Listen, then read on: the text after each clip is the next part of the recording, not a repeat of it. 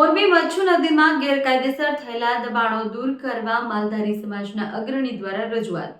મોરબી શહેરમાં આવેલી મચ્છુ નદીમાં થયેલા દબાણો અને પાકી દિવાલ સહિત મચ્છુ નદીમાં થયેલ ગેરકાયદેસર દબાણો દૂર કરવા બાબતે મોરબીના માલધારી સમાજના અગ્રણી ગોકળભાઈ ખોડાભાઈ ભરવાડે મોરબી જિલ્લા કલેક્ટર અને કમિશનરને વારંવાર રજૂઆત કરી આ બાબતે યોગ્ય કરવા માંગણી કરી હતી। આ બાબતે વાત કરીએ તો ગોકળભાઈ ખોડાભાઈ ભરવાડ કલેક્ટરને રજૂઆત કરી છે કે કલેક્ટર કચેરી મહાનગરપાલિકાને અરજી તબદીલ કરી યોગ્ય કાર્યવાહી કરવા જણાવ્યું છે, પણ હજુ સુધી મહાનગરપાલિકા તંત્ર દ્વારા દબાણ દૂર કરવામાં આવ્યા નથી। ત્યારે મોરબી જિલ્લા શહેરમાંથી પસાર થતી મચ્છુ નદીની હાલત અત્યંત દયનીય બની ગઈ છે। નદીના પટમાં 12 નાળા સુધી બાંધકામનું કામ વેસ્ટ મટીરિયલ નાખી નદીને બુરી દેવાનું અને તેના પર પેશકદમી કરવી જેવું ષડયંત્ર ચાલી રહ્યું છે।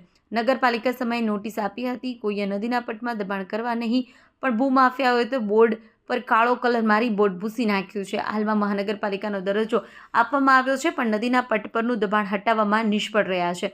ત્યારે મચ્છુ નદીમાં ચણેલી દિવાલ દૂર કરવામાં ન આવે તો આવનાર સમયમાં ભારે વરસાદ દરમિયાન નદી ઓવરફ્લો થવાની સંભાવના છે, જેને કારણે નદીની આસપાસ વસતા ગરીબ અને મધ્યમ વર્ગના રહેવાસીઓને ભારે જાનમાલનું નુકસાન થવાની શક્યતા છે। નજીકના ભૂતકાળમાં નદીના પાણી મોરબી શહેરના નીચાણવાળા વિસ્તારોમાં ફરી વળ્યા હતા, તેમ છતાં તેમાંથી બોધપાઠ લીધો નથી અને આ નદીમાં ચણેલી દિવાલ સહિત નાલા નીચેનું દબાણ દૂર કરવાની રજૂઆત સાથે માંગ કરી છે। રિપોર્ટર શ્રીકાંત પટેલ, વાત્સલ્યમ સમાચાર, મોરબી।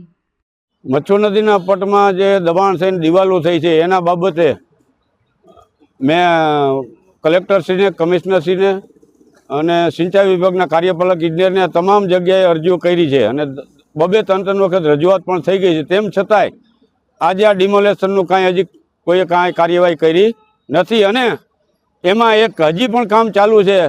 તો હવે આ ડિમોલેશન ક્યારે? એમ નદીના પટમાં ઝૂંપડા નડતા હતા તો પછી આ ટાઉન પ્લાનિંગમાં આવે છે કે રૂરલમાં આવે છે કે કેના તાબા હેઠળ આવે? મેં તો બધે અરજીઓ કરી છે, તેમ છતાંય આનો કોઈ નિકાલ આવ્યો નથી।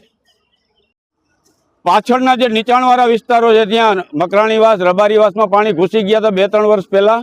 અમારા મચ્છુ માતાજીના મંદિરમાં પાણી ઘૂસી જાય છે। બાજુમાં જે ગૌશાળા છે વૈષ્ણવ સમાજની, એ ગૌશાળામાં પણ પાણી ગળી ગયું હતું। તો ભવિષ્યમાં અમારે વારંવાર વર્ષો અમારા મંદિરમાં 2-5 લાખનું નુકસાન થાય છે। અમારા બધા ઇલેક્ટ્રોનિક ઉપકરણો બધા બળી જાય છે અને અમને એ મોટું નુકસાન થાય। અમારી ધાર્મિક લાગણી દુભાય છે અમારા મંદિરમાં પાણી આવે એટલે। આ બાબતે આ પ્રશ્ન માટે મેં દરેક અધિકારીઓને લેખિતમાં મૌખિક બધી રજૂઆતો કરેલી છે। તેમ છતાંય જો હવે આનો યોગ્ય નિકાલ નહીં આવે તો અમે હવે ઈડીની કે સીબીઆઈની તપાસ માગવાની હું હવે તૈયારીમાં છું। કાં હાઈકોર્ટમાં જવાની પણ આ લોકોએ તૈયારી રાખવાની, હું પણ જવાનો છું। જો અમને આનો ખરેખર ન્યાય નહીં મળે તો અમે હાઈકોર્ટમાં જ ન્યાયાલયમાં જશું અથવા તો સીબીઆઈ, ઈડી જેવી સંસ્થાઓને પણ આ બાબતે અમે જાણ કરશું।